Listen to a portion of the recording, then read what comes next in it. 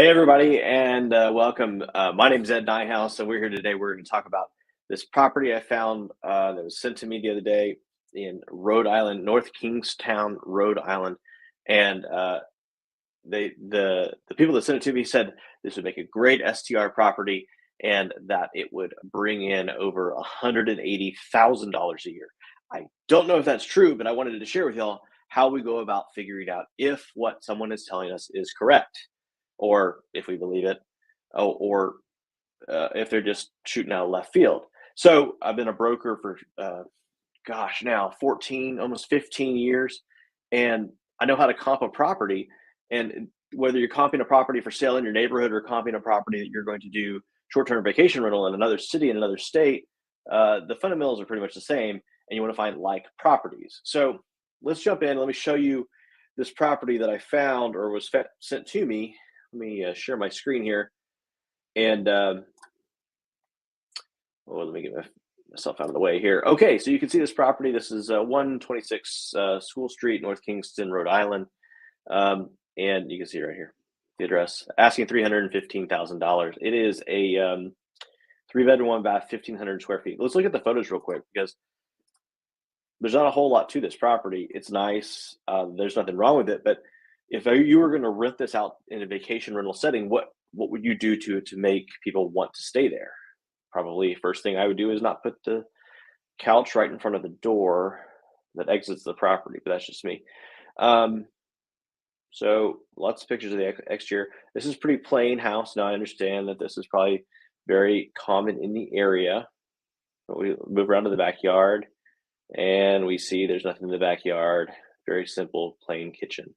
So 1,500 square feet, a couple of bedrooms and a bath. Here's the bath. It's nothing wrong with it, but nothing that would make you want to come here over renting out quite frankly, a Holiday Inn Express. It's about the level of a Holiday Inn Express. Oh, and here's another thing. Is this laundry room in a bedroom? That's not good. So anyway, we have this property sent to us, and the interesting thing is the calculations on this were just off the charts, okay?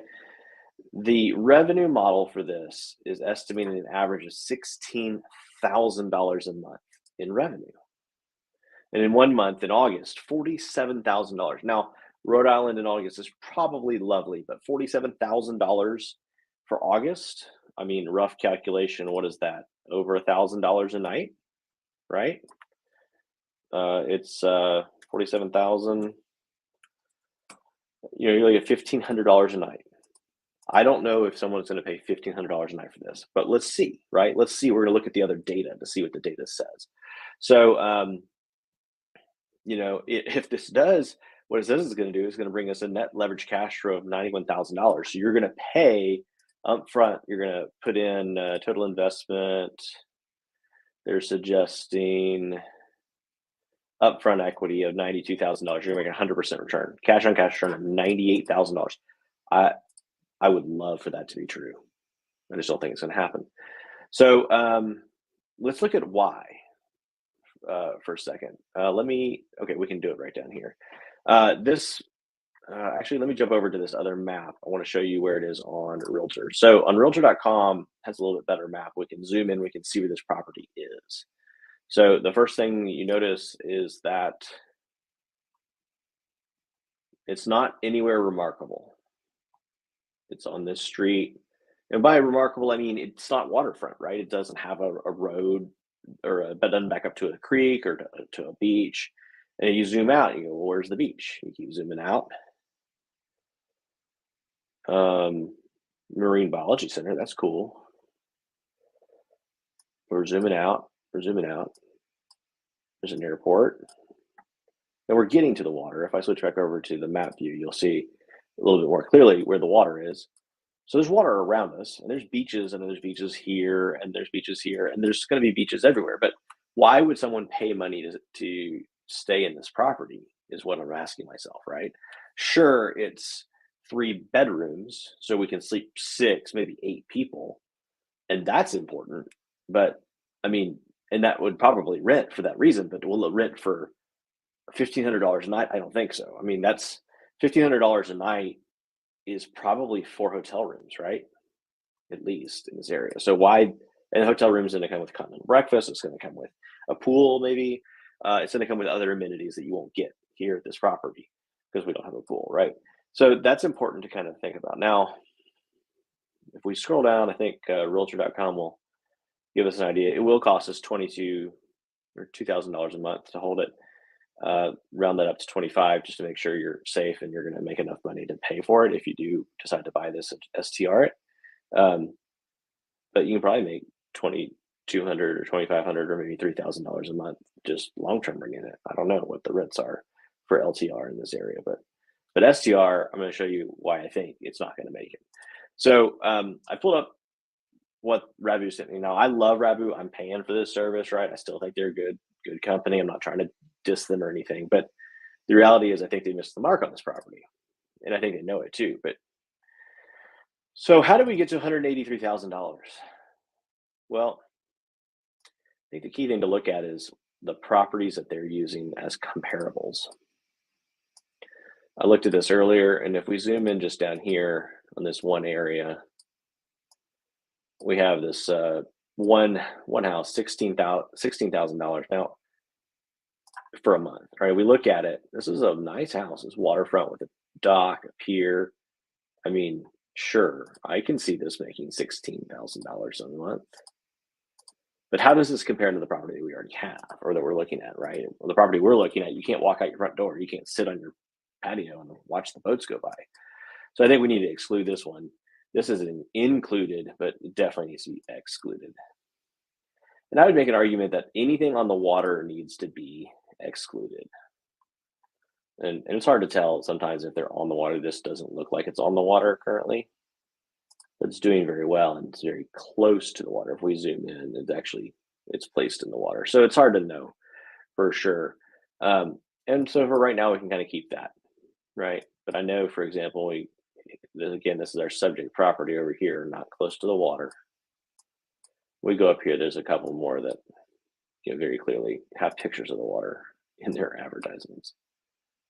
Exclude this, exclude that. This one, can't tell. There's water right here in the distance. So it's a nice house, but I'd love to go there, but we're going to exclude it for now. Exclude, even though the revenue model on it probably is better. What I'd like to see is more houses up here like this that are kind of just up here, right? Not doing anything. This house is close to the water, but I don't think it's on the water. It's a townhome, so it's a little different too.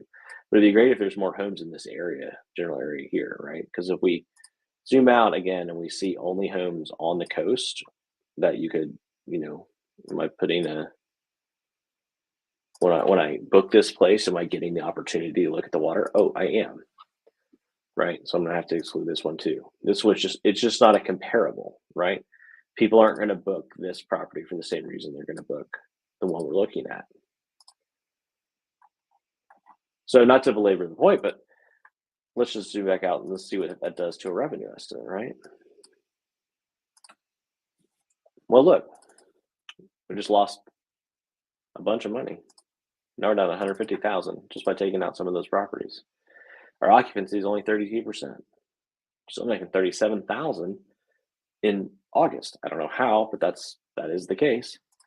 I think there's more to do here. I think we probably need to look at this a little closer. And I have a feeling it's just one $6,000 property, because if you look at everything else that we're seeing, $6,000 is really the outlier. Now I hate to kill it, but I think that's the outlier, right? And as soon as you kill that, look at that, we're down to $85,000 a year. Now, does $85,000 a year still work? Yeah, it does, right? It still works great. Let's go back to our revenue model. If you go down here and you put in revenue of, okay, back at my model, I got a ref pan at 235. So if we go and change it to 235, what does that do for us?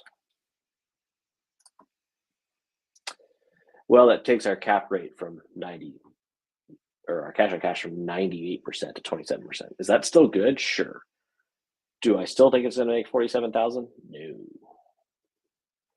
I think you're looking at, upfront equity still about the same. I think you're looking at about 24,000 a year in revenue, gross revenue, once you're done with everything. Now, that's sad that it's not going to make 183,000. But should you buy it to see? I don't know. Do you have $92,000 laying around? If you have $92,000 laying around to see, then yeah, you could be a home run. And if you, let's face it, if you have a home run and you make that $183,000 and you make a 100% return in a year, you are a fool to listen to me. But I do like to be a little bit more conservative on these things. I do own several of them. And what I can tell you is that it's never as good as projected. Sometimes it's way better, but it's never, these projections are kind of just hit or miss. So you need to do your own due diligence and look at these things. So don't take this as me coming down on Rabbu and trying to trash Rabbu. I pay for this service. I like them, and without their data, I wouldn't be able to do this. So, but you have to look at it. You have to manually look at it and figure out, is this property really going to do it? And honestly, I don't even think this property is really going to do 85,000. There's nothing remarkable about the property. If you can put a pool in the backyard and you can find a second bathroom, remember this only has one bath, right? I think you could do it. But then you're putting way more than $92,000 in. You're putting like $150,000 above your purchase price in there, right? So then you quickly get to the point of whether or not that's even worth it to do to the property, because the property may be priced too high in the market to actually make it work. So that's a short and simple, hey, what do you need to look at when you're looking at these properties? There's a lot of these services out there. There's Rabbu, there's Awning, there's Roofstock that's doing this now. There's just a ton of these different platforms that provide you this data source. And you really need to look at it yourself and go, well, okay, certainly if I could pick this property up, or if this property was on the water, this would be sold in a heartbeat. But it's not. And it's not being sold for a reason, right? And it's not that it's a bad property. It's just not a good property for short-term rental, in my opinion. I think it would have been gone years ago. I don't even think it would have made it to the market if this was really the numbers on it, right? If they're doing 100% return in a year, when it's too good to be true, it's too good to be true. It's not true. So anyway, that's how I see it. And if you're still here watching, I appreciate it. Tell me how I can make this better. Comment or link or subscribe if you like it. If you want to see more of these, how we figure out if these things are going to be profitable or not. You can always comment below. You can reach out to me here on my website, or I will read almost all the comments that come in on this video, unless it explodes over the next few days. I'll be reading and responding to all the comments. And if you're looking in the Central Texas area, I specialize in Central Texas market: Austin, San Antonio, New Braunfels, Wimberley, Dripping Springs, and further points west of Central Texas. If you're interested in purchasing a property in that area, you want to talk about the short-term rental possibility for that property, whether you want to be a full-time landlord and buy just pure income producing property, or you just want to understand how much a property could make when you're not there. A lot of second homes don't get used all the time.